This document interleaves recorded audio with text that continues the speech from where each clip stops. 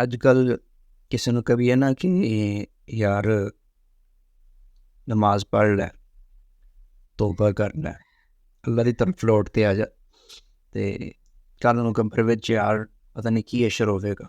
ਅੱਗੋਂ ਪਤਾ ਕੀ ਆਂਦਾ, ਜੋ ਹੋਗਾ ਦੇਖਾ ਜਾਏਗਾ, ਜੋ ਹੋਵੇਗਾ ਦੇਖਿਆ ਜਾਏਗਾ। ਕਹਿੰਦਾ ਮਤਲਬ ਹੈ ਕਿ ਮਤਲਬ ਤੈਨੂੰ ਬੜਾ ਆਪਣੇ ਆਪ ਤੇ ਯਕੀਨ ਹੈ, ਤੈਨੂੰ ਆਪਣੇ ਆਪ ਤੇ ਬਹੁਤ ਕਾਬਲੀਅਤ ਹੈ ਤੇਰੇ ਵਿੱਚ ਕਿ ਤੂੰ ਐਨਾ ਕਿ ਮਤਲਬ ਜੋ ਹੋਵੇਗਾ ਵੇਖਿਆ ਜਾਏਗਾ। ਭਾਈ ਉਹ ਦੁਨੀਆ ਦਾ ਮਾਮਲਾ ਫਿਰ ਨਹੀਂ ਹੋ ਦੁਨੀਆ ਵਿੱਚ ਤਾਂ ਮਤਲਬ ਚੱਲ ਜਾਂਦਾ ਨਾ, ਔਖਾ ਸੌਖਾ ਹੋ ਤੇ ਬੰਦਾ ਵਕਤ ਗੁਜ਼ਾਰ ਜਾਂਦਾ, ਕੰਮ ਚੱਲ ਜਾਂਦਾ, ਲੇਕਿਨ ਉੱਥੇ ਇਹ ਗੱਲ ਨਹੀਂ ਹੋਣੀ।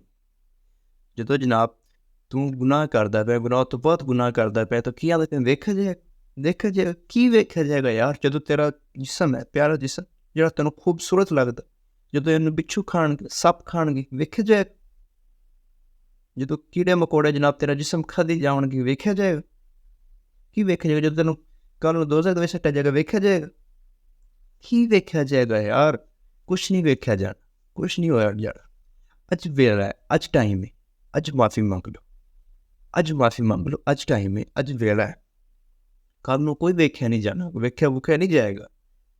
ਕੱਲ੍ਹ ਨੂੰ ਫਿਰ ਪਛਤਾਵਾਂਗੇ, ਯਾ ਅੱਲਾ ਸਾਨੂੰ ਥੋੜ੍ਹੀ ਦੇਰ, ਥੋੜ੍ਹੀ ਮੋਹਲਤ ਦੇ ਦੇ ਕਿ ਅਸੀਂ ਜਾ ਕੇ ਤੇਰੀ ਇਬਾਦਤ ਕਰ ਲਈ, ਥੋੜ੍ਹੀ ਜ਼ਿੰਦਗੀ ਹੋਰ ਦੇ ਦੇ ਕਿ ਤੇਰੀ ਇਬਾਦਤ ਕਰ ਲਈਏ, ਅਸੀਂ ਸਜਦੇ, ਅਸੀਂ ਮਾफ़ੀਆਂ ਮੰਗ ਲਈ। ਲੇਕਿਨ ਉਸ ਟਾਈਮ ਮੋਹਲਤ ਨਹੀਂ ਮਿਲਣੀ, ਮਾफ़ੀ ਦਾ ਦਰਵਾਜ਼ਾ ਬੰਦ ਹੋ ਜਾਏਗਾ। ਔਰ ਸਾਨੂੰ ਇਹ ਕਨਫਰਮ ਨਹੀਂ ਹੈ ਕਿ ਮੇਰਾ ਮਾफ़ੀ ਦਾ ਦਰਵਾਜ਼ਾ ਕਦੋਂ ਤੱਕ ਖੁੱਲ੍ਹਾ ਹੈ, ਕੋਈ ਕਨਫਰਮ ਨਹੀਂ। ਜਦੋਂ ਬੰਦਾ ਫੌਤ ਹੋ ਜਾਂਦਾ ਹੈ, ਉਸ ਤੋਂ ਬਾਅਦ ਮਾफ़ੀ ਦਰਵਾਜ਼ਾ ਵੀ ਬੰਦ ਹੈ, ਸਾਰਾ ਕੁਛ ਬੰਦ ਹੋ ਜਾਏਗਾ। ਲੇਕਿਨ ਅਸੀਂ ਗੁਨਾਹ ਤਾਂ ਬੜੇ ਬੜੇ ਪਲਾਨ ਬਣਾਏ ਹੁੰਦੇ ਨੇ। ਅਸੀਂ ਫਲਾਂ ਸ਼ਾਦੀ 'ਤੇ ਫੰਕਸ਼ਨ ਕਰਨਾ ਹੈ, ਫਲਾਂ 'ਤੇ ਅਸੀਂ ਆਹ ਫੰਕਸ਼ਨ ਕਰਨਾ ਹੈ, ਫਲਾਂ ਦੇ ਵਲੀਮੇ 'ਤੇ ਇਹ ਕਰਨਾ ਹੈ, ਉਹ ਕਰਨਾ ਹੈ, ਫਲਾਂ ਸੌਂਗ ਬਣਾਉਣਾ, ਫਲਾਂ ਫਿਲਮ ਬਣਾਉਣੀ, ਫਲਾਂ ਮੂਵੀ ਕ੍ਰੀਏਟ ਕਰਨੀ। ਇਹ ਤਾਂ ਸਾਡੇ ਫੰਕਸ਼ਨ ਮਤਲਬ ਦੂਰ ਦੇਰ ਤੱਕ ਪਲਾਨ ਹੈ ਨੇ ਗੁਨਾਹ ਦੇ। ਲੇਕਿਨ ਸਾਡਾ ਨੇਕੀ ਦਾ ਵੀ ਕੋਈ ਪਲਾਨ ਹੈ? क्या ये भी सानू है कि इतने पैसे साइड ते रखो, इस साल मैं हज करनी, आ पैसे साइड ते रखो मैं उमरा कर दिया उन्हें ना पैसे ना, आ पैसे साइड ते रखो मैं ज़कात देनी, आ मैं गरीबा च वंडने, आ पैसे ना मैं बलात करना। कदे प्लान बनाया अपने विच? असी कैलेंडर बड़ा बना लेने, इस साल मैं जनाब फलां करना, इस साल जे मकान बनाना, इस साल मैं ज़मीन लाउनी, इस साल मैं प्लाट लाउना, इस साल मैं फलां कारोबार करना, इस साल मैं गड्डी लाउनी। मतलब पूरी जिंदगी इतनी खरे है भी नहीं, लेकिन असी हिस्टरी का मतलब पूरी बनाई हुई होंदी, असी पूरा प्लान बनाया होंदा, लेकिन उहदे विच मरन दा भी प्लान है। असी ये भी सोचने हैं कि यार अगर मैं जिंदा रहा तो आही काम कर जाएगा, अगर जिंदा रहा तो फिर आ काम करांगा। यह भी कदे गल कीती नहीं। हाँ जी, 2024 आ गया।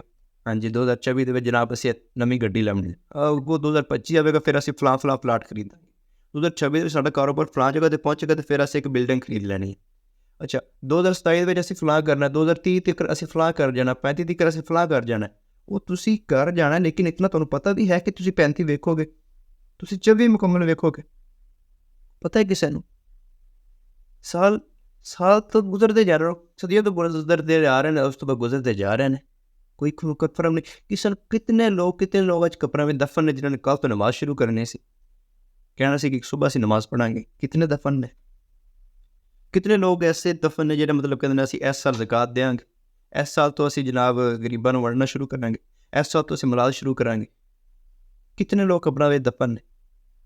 मौत कोई मोहलत नहीं देंदी, कोई मोहलत नहीं मिलती। उस तो बाद फिर उस तो बाद जाना ही जाना होंदा है। सारे प्लान इत्थे दी इत्थे रह जांदे ने जिहड़े असीं बनाए हुंदे ने।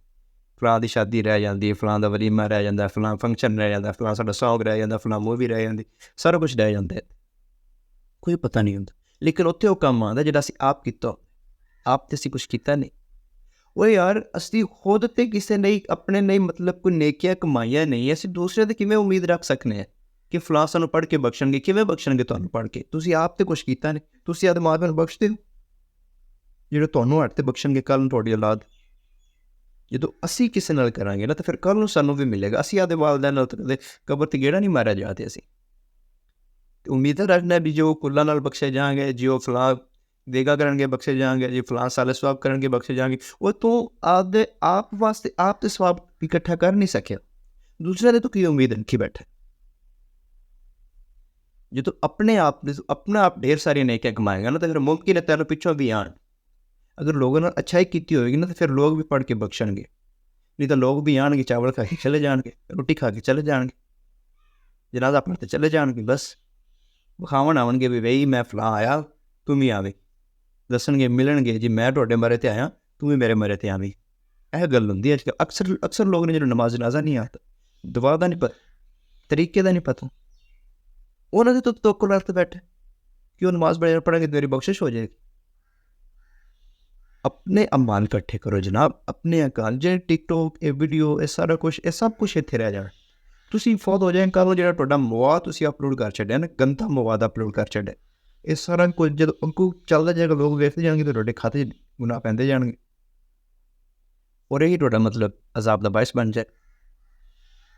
ਲੇਕਿਨ ਇਹ ਤਾਂ ਸਾਡਾ ਪਲਾਨ ਹੈ ਕਿ ਅਸੀਂ ਫਲਾਂ ਕੰਮ ਕਰਨਾ, ਫਲਾਂ ਕਰਨਾ, ਫਲਾਂ ਕਰਨਾ, ਮਤਲਬ ਗੁਨਾਹ ਦਾ ਸਾਡਾ ਮੁਕੰਮਲ ਪਲਾਨ ਬਣਿਆ ਹੋਇਆ, ਲੇਕਿਨ ਨੇਕੀਆਂ ਦਾ ਸਾਡੇ ਕੋਈ ਪਲਾਨ ਨਹੀਂ, ਕੋਈ ਸਾਡਾ ਪਲਾਨ ਨਹੀਂ, ਕੋਈ ਸਾਡੀ ਡਾਇਰੀ ਨਹੀਂ, ਕੋਈ ਡਿਕਸ਼ਨਰੀ ਨਹੀਂ, ਕੋਈ ਸਾਡਾ ਟਾਈਮ ਨਹੀਂ ਕਿ ਅਸੀਂ ਕੁਰਾਨ ਕਿਤਨੀ ਦੇਰ ਪੜ੍ਹਨਾ, ਕੋਈ ਸਾਡਾ ਟਾਈਮ ਨਹੀਂ ਕਿ ਅਸੀਂ ਤਸਬੀਹਾਂ ਪੜ੍ਹਨੀਆਂ ਨਹੀਂ। ਲਿਹਾਜ਼ਾ ਸਾਨੂੰ ਗੌਰ ਫਿਕਰ ਚਾਹੀਦਾ, ਗੌਰ ਫਿਕਰ ਚਾਹੀਦਾ।